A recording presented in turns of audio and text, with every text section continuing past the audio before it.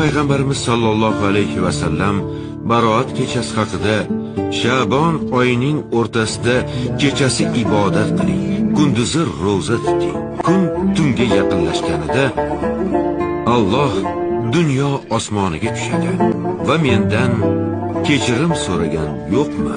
Uni kechiray. Mendan rizq so'ragan yo'qmi? Unga rizq beray. Musibatga uchragan yo'qmi? Unga ofiyat beray deydi degan ekanlar.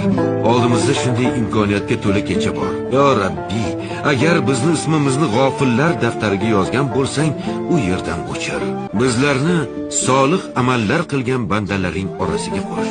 Bizlarni senga oshiq bo'lgan bandalaring daftariga yoz. Ertaga huzur mahsharda baroatimizni qo'limizga oladiganlardan qil. Yo Rabbiy, sen Rohimsan, Rahmonsan, G'ofursan, Hakimsan, Azizsan.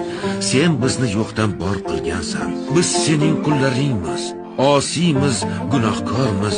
Afinga tayanib isyonkor qullaring orasiga kirgan bo'lsak, bizlarni kechir. Amin.